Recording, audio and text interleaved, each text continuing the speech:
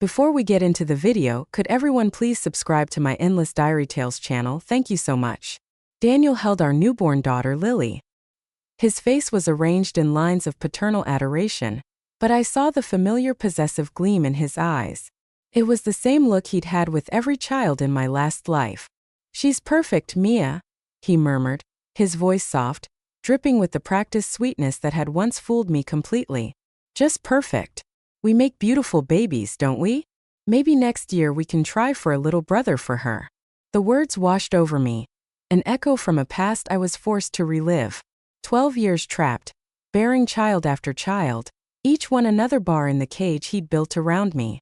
My body ached, not just from childbirth but from the effort of holding back the rage simmering beneath my skin.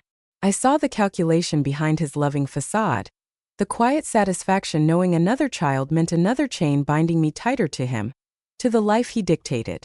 I managed a weak smile. "Maybe, Daniel. Let's just enjoy her for now." Inside I was screaming. He had no idea. He couldn't possibly know that this time things were already in motion. This time I wouldn't just survive. I would dismantle his whole manipulative world. Flashback. The memories surfaced, sharp and painful. Me 35 years old, utterly spent. 5 children in 10 years. My body had screamed warnings, exhaustion turning into sharp pains, dizziness, a fatigue so deep it felt like drowning. Daniel waved it all away. "Just hormones, Mia. You're tired. That's normal with so many kids. Stop worrying so much." He'd even convinced his colleague, Dr. Mason, to echo the dismissal. Then the collapse. The cold tile floor against my cheek, the fading light. My last conscious thought wasn't of my children's faces but the sound of Daniel's voice, already on the phone with his mother, his tone brisk, businesslike. "Yes, Mother," Mia's collapsed. "We need to figure out the children's situation. Not even grief, just logistics." My body wasn't even cold. The world slammed back into focus with a violent jolt.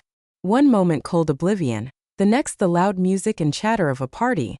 My sister Caroline's engagement party. I was 23 again, standing near the patio doors, a glass of champagne fizzing in my hand. Walking towards me, radiating practice charm, was Daniel, the exact same way he'd approached me the first time. "You look a little lost," he was saying, his smile perfectly calibrated. "I'm Daniel." The physical shock of rebirth, the whiplash of memory made me gasp. The champagne flute slipped, splashing onto the floor. His words, which once seemed smooth and intriguing, now sounded hollow, predatory. The script was the same but the actress me knew the ending. "Excuse me," I stammered, needing space, needing air. I practically fled towards the restrooms, leaving him standing there, momentarily confused. Inside the cool, marble-tiled bathroom, I gripped the edge of the sink, staring at my younger reflection, 23, healthy, no children tying me down, no years of exhaustion etched onto my face. My heart pounded against my ribs. It wasn't a dream, it was a second chance. I pressed my forehead against the cool mirror, taking deep breaths. This time I vowed silently, fiercely, everything would be different. But first I needed to understand everyone involved. How deep did the betrayal run? Steeling myself, I returned to the party. My plan shifted instantly. Avoid Daniel for now. I needed observation. I chatted animatedly with an old college friend, deliberately laughing, making eye contact with others, projecting confidence I didn't entirely feel. Yet out of the corner of my eye, I saw Daniel watching me. His easy smile had tightened when I laughed at something my friend said. His eyes narrowed almost imperceptibly. Good. Eventually, inevitably, he approached again, weaving through the crowd with that same opening line, that practiced charm. Offensive. We didn't get properly introduced. A chill traced its way down my spine. It wasn't just his rehearsed manner. It was Caroline. I saw her glance towards Daniel, a quick, almost fearful look, then immediately bustle over, interrupting him before he could finish his sentence. "Mia, there you are. Aunt Carol was looking for you," she said, her voice a little too bright. Pulling me away with flimsy excuses, she steered me towards the other side of the room, chattering nervously. My blood ran cold. Caroline, had she known? Had she helped him target me even back then? The possibility felt like another betrayal, cutting deeper than I expected. A few days later, Daniel called. He was persistent, charmingly so. He asked me out for coffee. Against every screaming instinct, I agreed. This was part of the long game. I needed to gather proof, understand his methods from the inside, this time with my eyes wide open. We met at a small cafe. In my previous life, I'd been a budding artist full of dreams. Dreams Daniel had expertly extinguished with faint praise and constant suggestions that led me away from my easel and towards domesticity. This time I placed my phone on the table between us, casually hitting record before he sat down. "So, Caroline tells me you're quite the artist," he began, stirring his coffee. "That's wonderful, such a lovely hobby." The word stung just like it did the first time. Only now, I recognize the deliberate diminishment. "It's more than a hobby, Daniel," I said, keeping my voice light. "I'm hoping to make it my career." He leaned forward, his expression earnest. "Oh, absolutely. You should pursue your passions. But it's a tough world out there for artists, isn't it? So unstable. It's good to have security, someone to support you. So you don't have to worry about the practical things." There it was, the subtle undermining wrapped in a bow of support. He tested my boundaries, asking about my family, my finances, probing for weaknesses just like before. He presented himself as the perfect partner. Encouraging yet protective to the point of suffocation. My hand trembled slightly as I lifted my coffee cup. He probably thought it was nerves, attraction. He smiled a warm, confident smile. He had no idea. It was a rage, cold and clear, shaking me with the horrifying clarity of seeing his predatory nature laid bare. Knowing exactly where this path led was almost paralyzing, but I held his gaze, offered a small non-committal smile, and let him talk. Let him spin his web. I had the recording. It was the first thread in unraveling him, getting to know Daniel again. This time with the chilling advantage of foresight, was like watching a predator stalk its prey in slow motion. He was Dr. Daniel Sterling, a respected surgeon, charming neighbor, the man everyone thought was a catch. But I knew the Daniel behind the mask, the one who in my past life had methodically dismantled my identity. Flashback. I remembered him accidentally damaging my birth control pills once, feigning innocence. Then came the constant comments about how natural pregnancy was, how hormonal birth control was probably bad for you long term. He'd fostered a deep medical anxiety in me, questioning symptoms, making me doubt my own body, always steering me towards his colleague, Dr. Mason, who echoed his dismissals. He'd engineered our move away from my family and friends, better schools, safer neighborhood, he'd said. Really, it was about isolation. He subtly criticized my few remaining friends, labeling them career-obsessed or not really family-oriented, making me feel guilty for wanting connections outside our home. Now, in the present, he was laying the same groundwork. The love bombing was intense. Constant calls, texts, surprise flowers, extravagant dates. He showered me with attention, making me the center of his world. But woven through it were the subtle criticisms. "Are you sure you want to wear that? It's a bit bold for meeting my colleagues."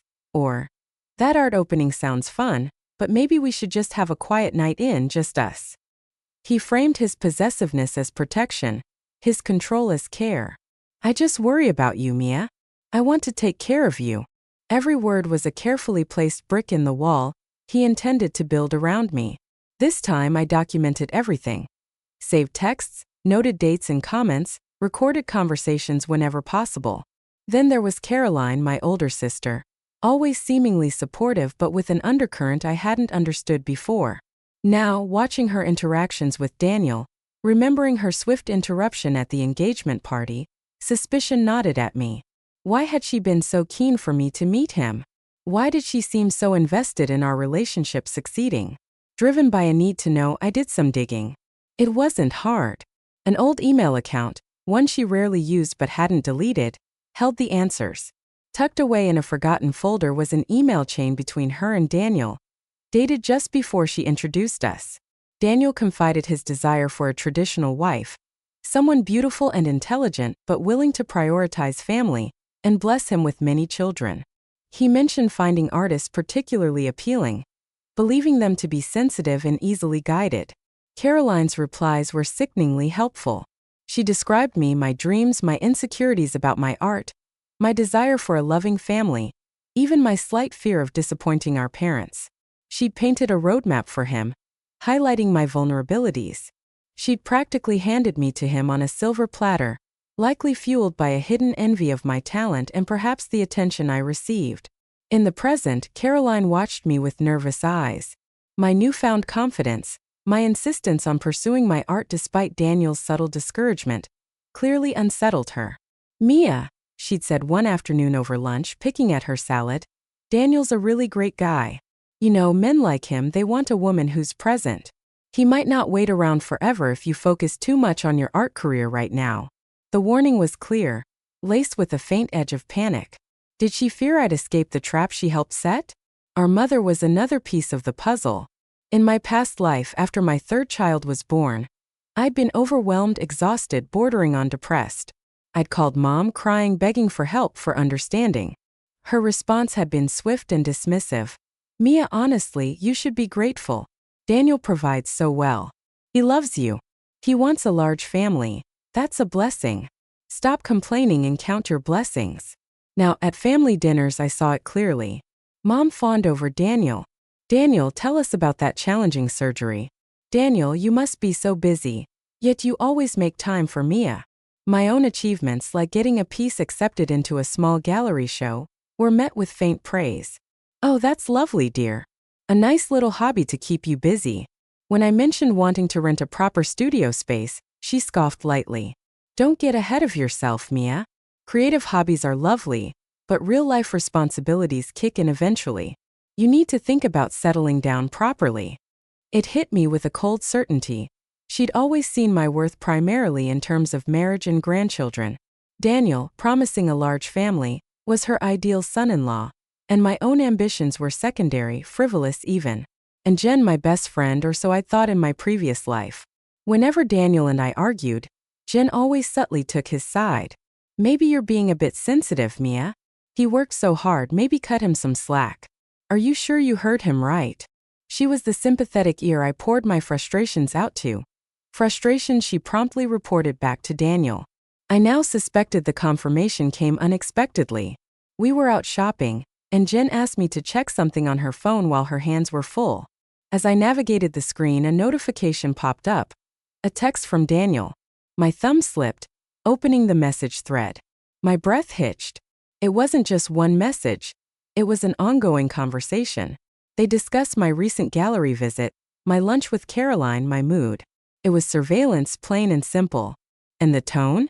It wasn't friendly. It was inappropriately familiar. Sick realization dawned. Their connection wasn't just about him pumping her for information. It predated my marriage, maybe even my relationship with him in my first life. Suddenly, the faint familiar scent of Jen's signature perfume, a specific slightly cloying floral scent I'd occasionally caught on Daniel's clothes back then and dismissed, flooded my senses. It wasn't paranoia, it was betrayal. Jen wasn't just complicit. She was his accomplice, maybe more. Fury, cold and clarifying, settled in my gut. Finally, there was Dr. Mason, Daniel's colleague and golfing buddy, the man who had repeatedly dismissed my legitimate health concerns in my past life, telling me my exhaustion and pain were likely stress or normal female complaints. His casual gaslighting had contributed directly to my undiagnosed illness and death. I hadn't encountered him yet in this timeline until Daniel invited me to a hospital fundraiser. "Mia, I'd love for you to meet my esteemed colleague, Dr. Robert Mason," Daniel said, steering me towards a silver-haired man with cold eyes. The moment Dr. Mason turned his gaze on me, sizing me up with that same dismissive glint I remembered so vividly, a wave of panic washed over me. My breath caught, my vision tunneled.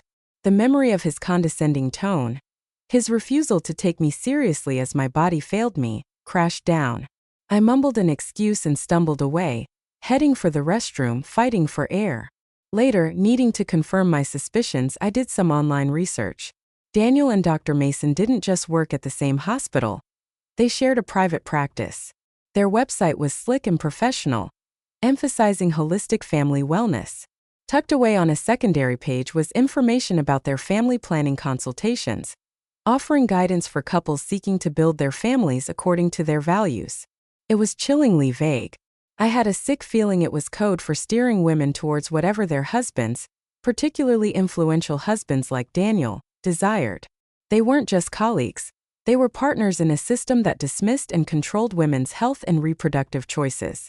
These were the people surrounding me: my charming husband, my envious sister, my traditionalist mother, my treacherous best friend, and the predatory doctor. An intimate circle of villains, all playing their part in the cage they intended for me. But this time I knew their roles and I was rewriting the script. 3 months. That's how long I let Daniel weave his web of charm and supposed devotion before he proposed.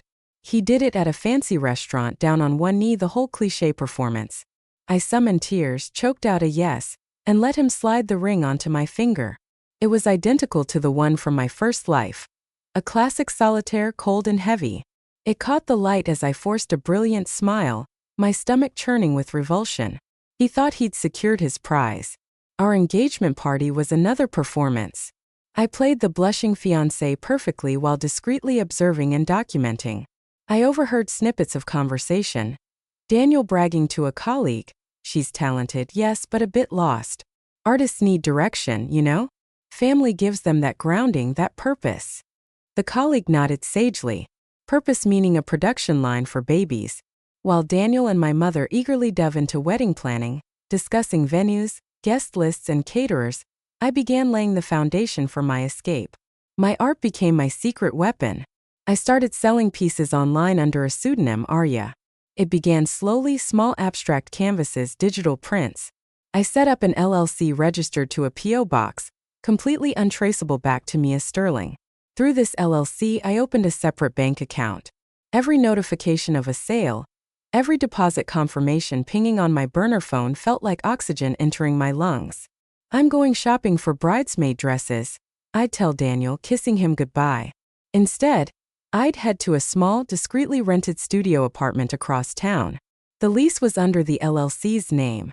It smelled faintly of turpentine and freedom.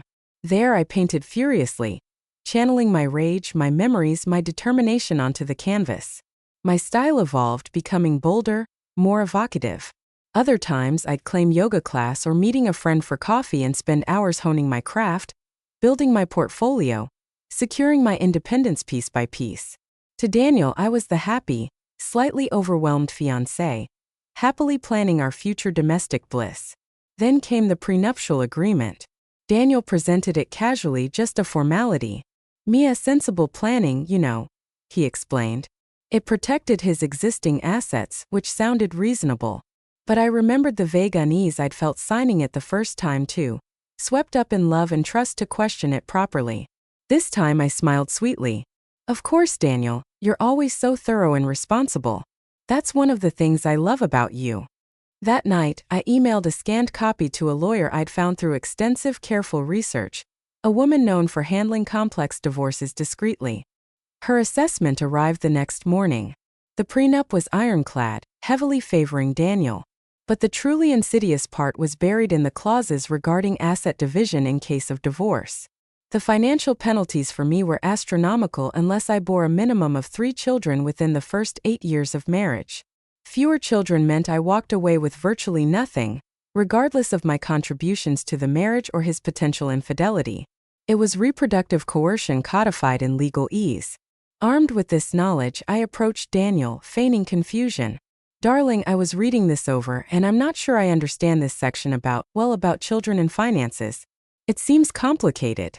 I framed my questions with wide-eyed innocence, layering it with admiration for his foresight. "You're so smart about planning for every eventuality."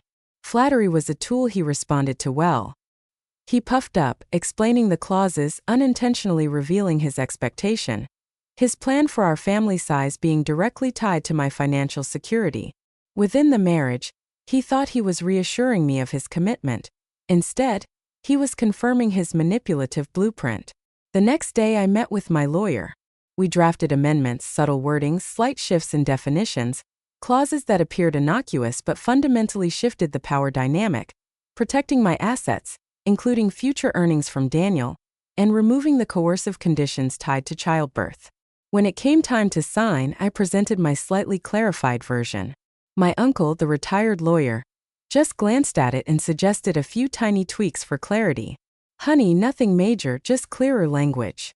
Daniel, brimming with confidence, barely skimmed it. He saw my signature, assumed his plan was locked in, and signed his name without a second thought. The amended contract, legally binding, was now in my possession. 6 months into our marriage, I made the announcement, "Daniel, I'm pregnant." I handed him a positive pregnancy test, one I'd bought online, easily faked. His reaction was immediate. Overwhelming relief flooded his face, quickly replaced by a triumphant, possessive smile. "Mia, that's wonderful. Absolutely wonderful." His care became suffocating. He insisted I cut back on social events. "You need your rest." He discouraged me from attending an art fair where I had planned to network. "Too much standing, darling, not good for the baby," and monitored my food and activities obsessively. It was exactly like the first time, only now I saw it for what it was: isolation tactics disguised as concern. I endured it, playing the part of the cherished expectant mother while documenting every instance of controlling behavior, every comment that chipped away at my autonomy. My burner phone filled with notes, dates, audio snippets recorded during his more revealing moments. At 4 months, I staged the miscarriage. It required careful planning, timing, symptoms, a convincing performance of grief and distress. I called him at work, sobbing, describing fabricated cramps and bleeding. He rushed home, his face a mask of concern, but I saw the flicker of frustration in his eyes. It wasn't grief for a lost child. It was annoyance at the disruption to his timeline. His carefully laid plans were delayed. He insisted on accompanying me to a follow-up doctor's appointment with Dr. Mason. Naturally, this was my chance. I knew Daniel's mother and my sister Caroline were planning to surprise me with lunch afterward. I'd subtly steered them towards meeting me at the clinic. Inside the examination room with Dr. Mason doing a pre-functor check, Daniel started asking questions, his voice tight with impatience. "So, doctor, how soon can we start trying again? What's the standard recovery time? Mia's young and healthy. There shouldn't be any reason to wait too long, right?" Dr. Mason, playing his part, was dismissive of any need for extensive recovery. Generally, after the next cycle, things should be back to normal. No reason for significant delay. Just then, as planned, there was a knock. A nurse opened the door. "Mrs. Sterling, your mother and sister are here." Daniel barely acknowledged them, his focus still on the doctor. "So realistically, we could be expecting again within 6 months," he pressed, oblivious to the inappropriateness of his tone, especially with his mother and my sister now standing awkwardly in the doorway. Dr. Mason looked uncomfortable, glancing at the unexpected audience. "Well, every woman is different, Daniel," but Daniel wasn't listening. He was focused on his schedule. His mother looked slightly taken aback by his intensity. Caroline, however, looked genuinely shocked, her eyes darting between Daniel's demanding face and my carefully composed expression of quiet sadness. Later that evening, alone in our apartment, Daniel let his mask slip completely. "What the hell was that today, Mia? You barely said anything. And letting your mother and sister walk in like that? You made me look foolish, pressing the doctor like that in front of them." "I wasn't feeling well, Daniel," I whispered, letting tears well up convincingly. "I'm grieving." "Grieving? It wasn't even viable yet," he snapped, his voice cold. "We need to focus on the plan. I want a family, a real family. We've lost time." He paced the living room, outlining his timeline, his expectations, with absolutely no regard for my physical or emotional state. His words were harsh, calculating. My phone, tucked into the pocket of my robe, was recording everything. Caroline had called earlier, sounding hesitant, worried. "Mia, Daniel seemed really intense today. Are you okay?" she asked. I knew she'd witnessed his cold fury as he left the clinic. The first real crack had appeared in her complicity. She was starting to see the man she'd helped entrap me with. A few months after the staged miscarriage, I let myself get pregnant for real. The timing was right. My secret art career as Arya was gaining traction, providing a steady income stream into my hidden account. The LLC was secure. I had amassed significant evidence of Daniel's controlling behavior, and the manipulated prenup sat safely with my lawyer. This pregnancy felt different. The morning sickness was just as real, just as miserable, but underlying it was a fierce sense of purpose. This child, my child, would be born into freedom, not into the gilded cage Daniel had planned. The first ultrasound was telling. Daniel stood beside me, his hand possessively on my shoulder when the technician announced, "It looks like you're having a healthy baby girl." His hand tightened almost imperceptibly. I saw the flash of disappointment cross his face before the mask of the doting father snapped back into place. He wanted a son first, an heir. The technician, a kind-faced older woman, caught the flicker too.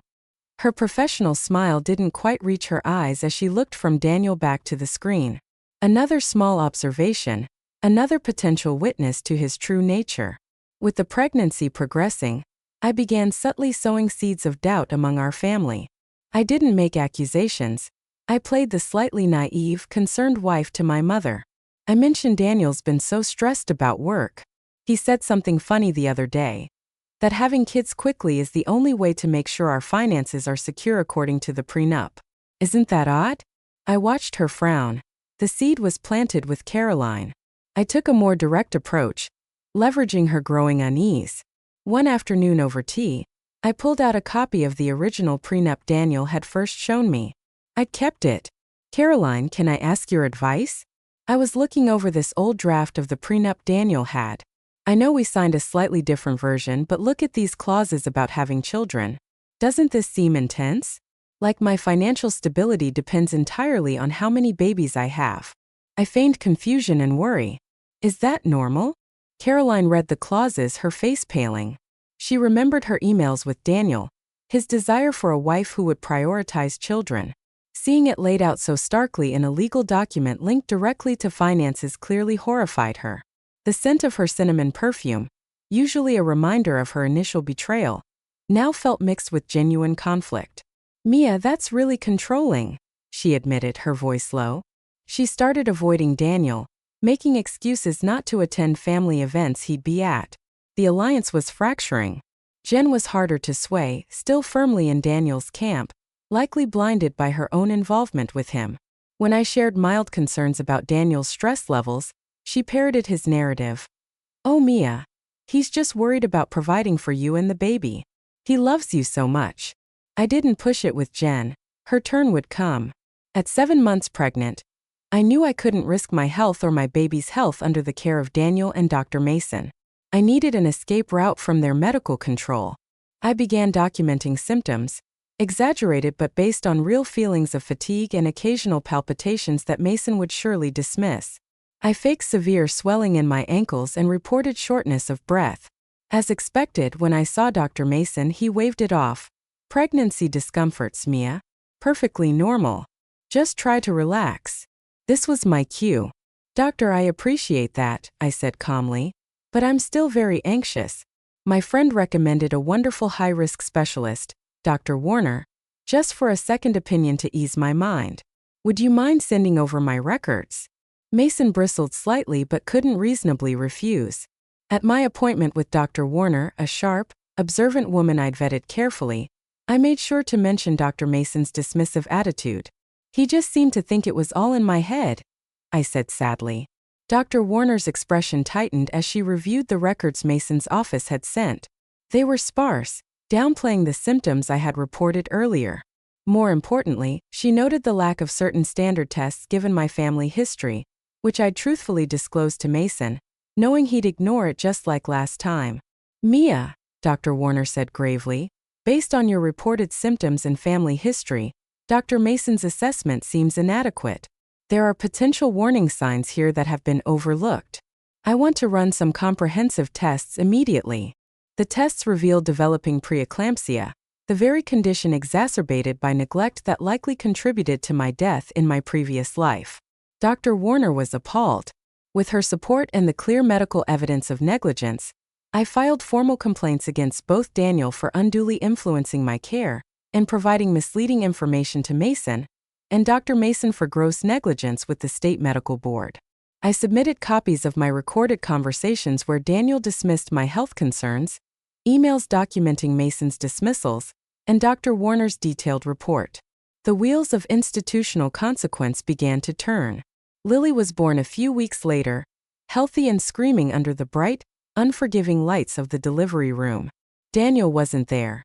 He was stuck in a critical emergency surgery, or so his office claimed. I knew better.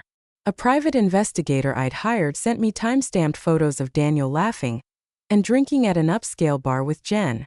My mother was with me in the delivery room, her earlier defensiveness towards Daniel replaced by worried silence as the hours passed with no sign of him. The hospital staff, already briefed by Dr. Warner about the situation and the pending medical board investigation, were coolly professional but distinctly unsympathetic towards the absent father. When Daniel finally swept in hours later, radiating fake relief and abusive charm, the atmosphere was icy. "My darling, my little girl, I'm so sorry. It was an incredibly complex case." His performance fell flat. My mother barely looked at him. The nurses offered curt congratulations. He tried to take Lily, but I held her tighter, turning slightly away. The doting father routine wasn't playing well to this audience. The unraveling accelerated at Lily's christening a month later. It was meant to be a picture-perfect family event. Instead, it became the stage for Daniel's public downfall. I hadn't planned it precisely this way, but I had laid the groundwork through carefully orchestrated accidental discoveries and anonymous tips facilitated by my investigator. Key people were primed. During the reception at our house, Jen, looking smug, cornered Daniel near the patio. I saw my cousin accidentally bump Jen's purse off a table, spilling the contents including her phone, which lit up with intimate texts from Daniel. Simultaneously, another guest, a colleague of Daniel's, a rival at the hospital, received an anonymous email forwarding the photos of Daniel and Jen at the bar the night Lily was born. Murmurs spread through the room like wildfire. People stared. Jen flushed crimson, grabbing her phone. Daniel looked trapped, his face paling under his tan. As if on cue, my lawyer called Daniel's phone. He stepped away to take it, his voice hushed but agitated. I knew what the call was about. An update that the medical board had expedited his hearing due to the severity of the negligence. Claims and the evidence provided, and that news had already leaked to the hospital administration. His professional world was crumbling alongside his personal one. The air in the room thickened with tension, the scent of lilies and incense from the church mingling with the sour smell of scandal. Daniel came back towards me, his eyes desperate. "Mia," he hissed under his breath, grabbing my arm. "You have to help me. Tell them it's a misunderstanding. We need to present a united front for Lily. I promise I'll do better. We can focus on our family." I looked at him, the mask completely shattered, revealing the panicked, cornered man beneath. I felt nothing but cold emptiness. I gently removed his hand from my arm, picked up Lily from her bassinet, and walked away without a word, leaving him standing alone amidst the whispers and judgmental stares. His empire was beginning to crumble. The day after the disastrous christening, my lawyer filed the divorce papers. The grounds were clear. Adultery, extreme cruelty, backed by my meticulous documentation of his controlling behavior, emotional abuse, and medical endangerment. Simultaneously, I packed essential belongings for myself and Lily, and moved into the secret studio apartment I'd been maintaining through my LLC, holding the keys to my own safe space. My freedom felt solid and real in my hand. It was a stark contrast to the feeling of the house keys Daniel had given me, keys that had felt like shackles. Daniel's reaction was predictable. Rage followed by threats. He called incessantly, leaving voicemails alternating between furious accusations and desperate pleas. "You'll regret this, Mia. I'll take everything. You won't get a cent. Then, Mia, please think about Lily.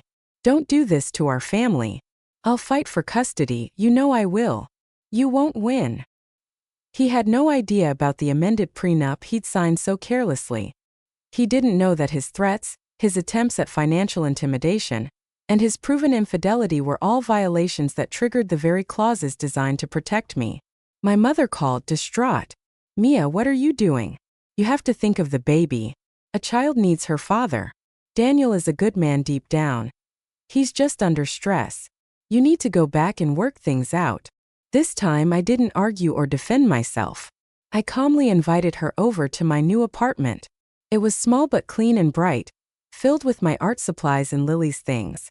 I made her tea, sat her down, and played her the recording of Daniel from the night after the miscarriage, the one where he coldly dismissed my grief and outlined his timeline for more children, completely disregarding my health or feelings. Then I played her snippets of other recordings. Him belittling my art, insisting I cut ties with friends, revealing his plans to ensure I was financially dependent. As she listened, the color drained from her face. The justifications, the belief in Daniel's essential goodness crumbled. She heard his voice, cold and calculating, discussing me not as a wife or a person but as a vessel, a means to an end.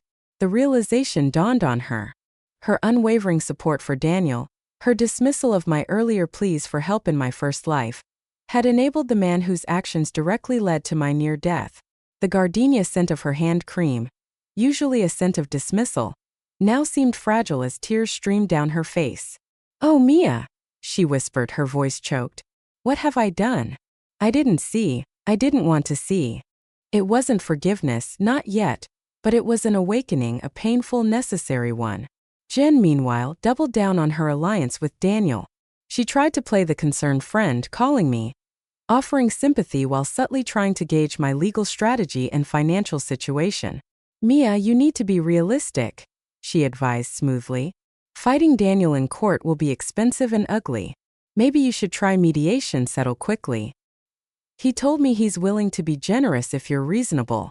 She was feeding me lines directly from him, trying to manipulate me into a settlement that would favor him, likely while continuing her affair. This was where my own countermanipulation came in. I pretended to confide in Jen, feeding her carefully crafted misinformation. "I'm so scared, Jen," I'd whisper tearfully over the phone. "My lawyer found this offshore account Daniel hid, but I don't have concrete proof yet, or I'm thinking of relocating out of state with Lily just for a fresh start."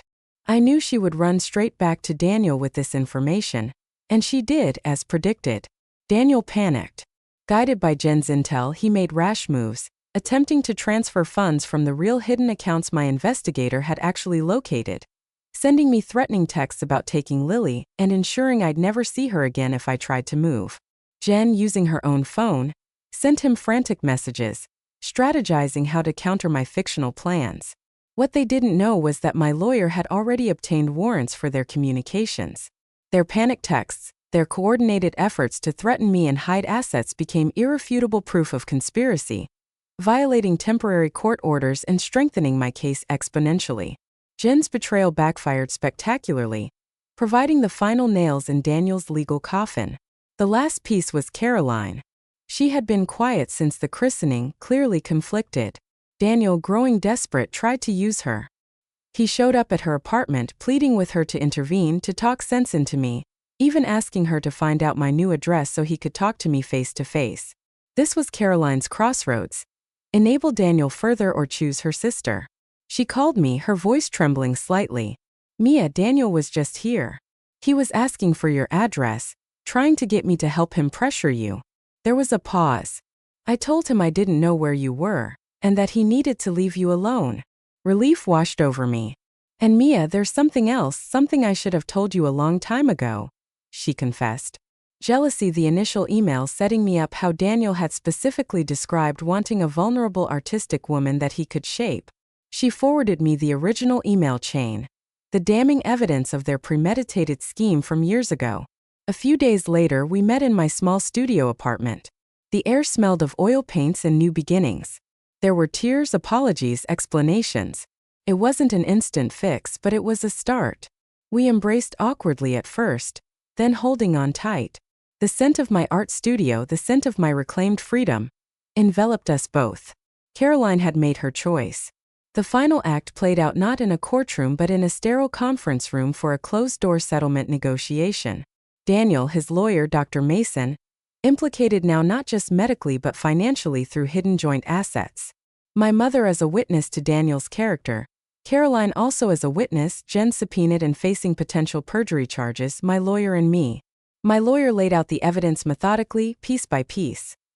The amended prenup Daniel had signed but not read, financial records detailing the hidden assets my investigator uncovered, recordings of Daniel's threats and manipulations, Dr. Warner's medical reports, and the pending board action against him and Mason, Jen and Daniel's incriminating text messages, Caroline's testimony, and the original emails exposing the setup, the private investigator's photos and reports of his infidelity. The pile of evidence was mountainous, irrefutable. Daniel's face went from blustering denial to slack-jawed shock, then pale terror. Dr. Mason looked physically ill. Jen stared fixedly at the table. Daniel's lawyer looked increasingly grim. Daniel started pleading. Mia, we can work this out. Then threats. I'll drag this through the courts for years. Then bargaining. What do you want? Just tell me what you want. Everything he said was captured by the official recording of the proceedings, digging his hole even deeper. My lawyer stated our terms. Non-negotiable full custody of Lily for me, with only supervised visitation for Daniel under strict conditions. A division of assets heavily weighted in my favor based on the prenup violations and hidden funds. A permanent restraining order preventing Daniel from contacting me outside of monitored co-parenting communication channels. Significant alimony and child support calculated on his actual income, not the reduced figures he reported. Public apologies were not required. His reputation was already in ashes. Daniel looked at me, his eyes begging. I met his gaze, held it, and felt nothing. No pity, no anger, just emptiness. He was irrelevant now. The judge reviewed the settlement agreement supported by the overwhelming evidence summary. The ruling was swift. Full custody, financial security, legal protection, checkmate. The recirculated air in the conference room no longer felt tense. It felt still, silent. The game was over. I had won. The evening the divorce was finalized felt surreal. The weight of the past, both lifetimes, seemed to lift. But my journey wasn't just about escaping Daniel. It was about reclaiming myself entirely. That night was also the opening of my first major gallery exhibition. Not as Mia Sterling, the surgeon's discarded wife, but as Arya, the mysterious artist whose evocative paintings had been generating buzz and fetching impressive prices over the past year. The gallery buzzed with energy, wine flowed, and critics murmured appreciative comments. My paintings lined the walls, haunting figures trapped in domestic spaces, fractured landscapes reflecting inner turmoil, bursts of defiant color symbolizing escape. They were pieces born from my pain, my rage, my rebirth. The glittering gallery lights felt like spotlights on my victory. I saw my lawyer give me a subtle nod from across the room. My mother stood near Caroline, her expression a mix of pride and lingering remorse. Then Daniel appeared. He looked thinner, worn down, but he'd managed to pull together a semblance of his old charm. He approached me, a strange smile on his face. Mia, Arya, congratulations. It's incredible work. I always knew you had it in you. I'm so glad I could support your creative journey all this time. Before I could even react, the gallery owner, a chic woman named Isabelle Dubois, smoothly intercepted him. Actually, Mr. Sterling, she said, her voice carrying just enough to be overheard by those nearby. Arya has been working under her pseudonym and building her career independently for quite some time now, long before this opening. Her success is entirely her own. Daniel flushed, sputtering a retort, but Isabel simply turned away, guiding a potential buyer towards one of my largest canvases, publicly corrected, subtly dismissed. It was beautiful. Later, Isabel gathered a small group around me. Mia, I'd like you to properly meet some of your earliest collectors and biggest champions, she said. She introduced me to 3 women I recognized, elegant, powerful figures from the city's philanthropic and business circles. I had interacted with them online as Arya, appreciating their early support in significant purchases, but I hadn't known the full story. We're more than just collectors, Mia, said the eldest of the group, a woman named Eleanor Vance with sharp eyes and a warm smile. We're investors, but more than that, we run a network, a quiet one. We identify women in situations like yours, particularly those involving financial control and reproductive coercion, and we provide resources. Legal connections, financial backing, safe housing, career support, whatever it takes to facilitate an escape. Champagne tickled my nose as the realization hit me. My lawyer hadn't just been a lawyer, she was connected to them. The P.O. box, the LLC setup, the discreet investigator, the tip-offs. It hadn't just been my planning. It had been supported by this hidden infrastructure. Daniel, who had wandered near the group, overheard Eleanor's words. His eyes widened as he looked at these influential women, realizing he hadn't just been a pawn in my game, just been fighting his arranged wife. He'd unknowingly challenged a well-funded, highly connected organization dedicated to dismantling men exactly like him. He tried to turn on the charm, extending a hand to Eleanor. Eleanor Vance, a pleasure. Daniel Sterling, I don't believe we've met. Eleanor looked at his outstretched hand but didn't take it. Oh, I know exactly who you are, Mr. Sterling, she said, her voice dropping to an icy calm. We've been aware of your patterns for quite some time. Daniel recoiled as if struck. Just as he was processing this blow, another figure emerged from the crowd. An older woman, elegant and composed, with eyes startlingly like my own. She walked directly towards me, bypassing Daniel completely. Mia, my dear girl. I stared, confused. She looked vaguely familiar, like old photographs I hadn't seen in years. I'm sorry, do I know you? My mother gasped from nearby. Mother, is that really you? The woman smiled gently at me. I'm your grandmother, Elizabeth. Your mother led me to believe you weren't interested in contact years ago. And later, while stories were told, it seems there was considerable deception. Her gaze flickered towards my mother, then Daniel. I only recently learned the truth of your situation, thanks to Eleanor's network. And Mia, you need to know you are my sole heir. There's a substantial trust fund that's been managed for you, growing significantly. It seems certain people, her gaze hardened as it rested on Daniel again, preferred you believed you were financially dependent. My grandmother, alive and wealthy. The story in my first life was that she'd passed away years ago, estranged. Another lie, another layer of control keeping me financially vulnerable, orchestrated by my mother and Daniel. My grandmother's subtle perfume, lily of the valley, felt like a link, a legacy. She pulled me into a hug, then bent down to smile at Lily, who was being held by Caroline nearby. And this must be my great-granddaughter. A matriarchal line, strong and protective, forming right before Daniel's eyes, a line he could never touch. The revelations kept coming. Dr. Elise Warner, the specialist who had diagnosed my preeclampsia and supported my medical board complaints, stepped forward. She was also part of Eleanor's network. Mia's case, she announced to the gathered group, has highlighted critical flaws in how women's health concerns, particularly during pregnancy, are sometimes dismissed within the medical community. Thanks to a significant donation funded in part by assets recovered from the dissolution of certain negligent medical practices, she gave a pointed look towards where Daniel stood, stunned into silence. We are launching a major research initiative through the university hospital. It will focus on developing protocols to prevent diagnostic neglect and address systemic bias. Mia has graciously agreed to share her story anonymously, if she prefers, to help us shape this vital work. My personal trauma, my near-death experience, was being transformed into a force for institutional change. Finally, my lawyer rejoined the group, holding a glass of champagne. And one last thing, she said, raising her glass. Mia's divorce case, with its extensive irrefutable documentation of coercive control, financial manipulation, and medical neglect facilitated by a partner, has set a significant legal precedent in this state. Family courts are already citing Sterling versus Sterling in revising guidelines for assessing domestic abuse in custody matters, particularly regarding reproductive coercion. Our goal was never justice for Mia, but to build a case so strong it would change the legal landscape, protecting countless others. The imposing stone courthouse, which once felt like a symbol of the system protecting men like Daniel, now represented a shift, a victory hard won not just for me but for many. Daniel stood utterly defeated, stripped of his power, his reputation, his allies, and now facing a future overshadowed by the powerful forces he had provoked and the legacy of the woman he tried to break. A year passed. Life settled into a new rhythm.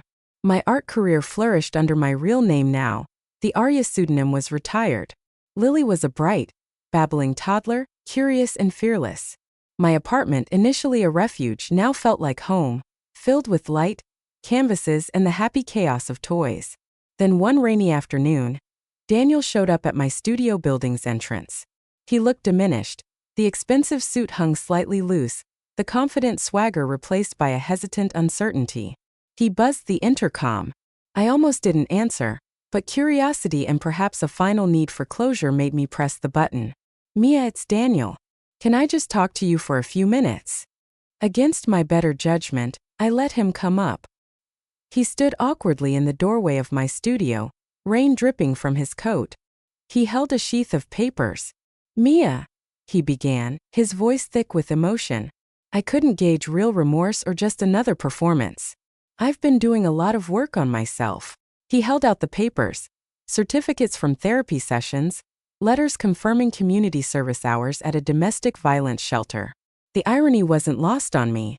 A written apology that looked painstakingly drafted. I was wrong about everything. How I treated you, what I thought marriage and family meant. I was controlling, manipulative, and I put your life, our lives, at risk. There's no excuse. Tears welled in his eyes, real ones it seemed. I know I can't undo the past, but I'm trying to change, really trying. All I'm asking is for a chance, not for us necessarily, he added quickly, seeing the guarded look on my face, but to be a father to Lily, a real father, and maybe someday for you to not hate me. The late afternoon sun broke through the clouds, slanting through the studio window, catching the wet tracks on his cheeks. In my first life, those tears would have gutted me, manipulated me into forgiveness, into giving him another chance. Now I just felt tired and strangely peaceful. I let him finish. Listening patiently, I took a deep breath, the scent of linseed oil and turpentine grounding me. Daniel, I said, my voice calm and steady, devoid of the anger that had fueled me for so long. I hear you, and I genuinely hope your transformation is real for your own sake. I wish you well with it. I paused, meeting his hopeful gaze directly. But the answer is no. His face fell. No, I repeated firmly but gently. Your journey is yours alone. Our paths have diverged permanently. The moment you saw me as a vessel, a collection of functions rather than a person, you can have your court-mandated supervised visitation with Lily. We will communicate through the approved channels regarding her welfare. But that is the absolute limit of our relationship. There is no rebuilding. There is no friendship. There is only polite, necessary co-parenting from a distance. I turned back towards the large canvas I'd been working on. A landscape flooded with sunrise colors. It was a dismissal, clear and final. He stood there for a long moment, the papers trembling slightly in his hand. Then, without another word, he turned and left, closing the door quietly behind him. The quiet confidence I felt, the utter lack of doubt, was something my 23-year-old self, or even my 35-year-old self from the previous life, could never have imagined. A few months later, Caroline and I drove down the coast to our grandmother's sprawling property. Elizabeth had welcomed us both, offering a space for healing. Sitting on the porch overlooking the ocean, Caroline finally confessed the full depth of her jealousy back then. Envy of my talent, my perceived easy path, the attention she felt I received unfairly. She cried as she admitted how easy it had been to justify helping Daniel, telling herself he would be good for me, provide the stability I needed. I listened and I told her about my own journey. The anger, the pain, the slow process of untangling myself from the past. I forgive you, Caroline, I said, meaning it. Not because she deserved it necessarily, but because I deserved peace. Holding on to resentment was just another chain. But our relationship needed to be rebuilt on honesty now, no more secrets. Later, we walked down to the beach as the sun began to set, casting long shadows on the sand. We waded into the cool water, the waves washing over our ankles. The salt air felt clean, purging. The rhythmic crash of the waves felt like a steady heartbeat, a promise of renewal. We didn't talk much, just stood side by side watching the horizon. A new sisterhood, fragile but real, was forming. 3 years after my rebirth, my life looked completely different. Using some of the funds from my grandmother's trust and the success of my art, I transformed a section of her coastal estate into the Sunrise Retreat. It wasn't a formal treatment center but a sanctuary, a place for women who had escaped controlling relationships to heal, connect, and rediscover their own creativity. We had art studios, gardens, quiet spaces for reflection, workshops on financial independence and legal rights, all supported by therapists and counselors connected to Eleanor's network. One warm summer evening, we had a bonfire on the beach. I watched Lily, now a fearless, chatty 4-year-old with paint on her overalls, running around offering newcomers juice boxes and shy smiles. The scent of blooming jasmine from the nearby gardens mixed with the wood smoke.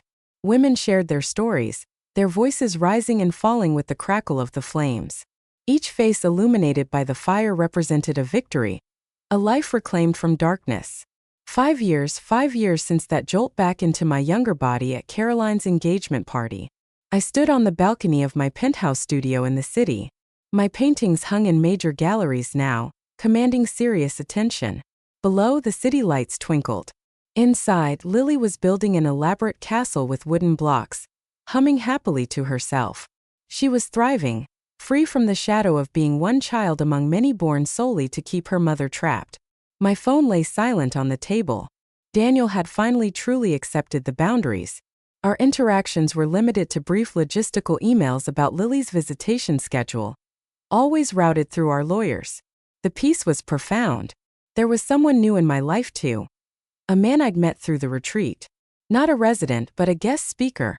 A writer who had overcome his own difficult past. It was slow, tentative, comfortable. No pressure, no demands, just warmth and companionship offered freely. Felt hopeful. The setting sun bathed my current canvas in golden light. It wasn't a piece about the past, about entrapment or revenge. It depicted an open door leading out into a vast, luminous landscape. My life wasn't defined by the darkness Daniel had tried to impose, nor even by the intricate revenge I had exacted. It was defined by the freedom I had fought for, the future I was now courageously painting for myself. Stroke by careful stroke, I picked up my brush, dipped it in a vibrant shade of orange, and touched it to the canvas, ready to create whatever came next.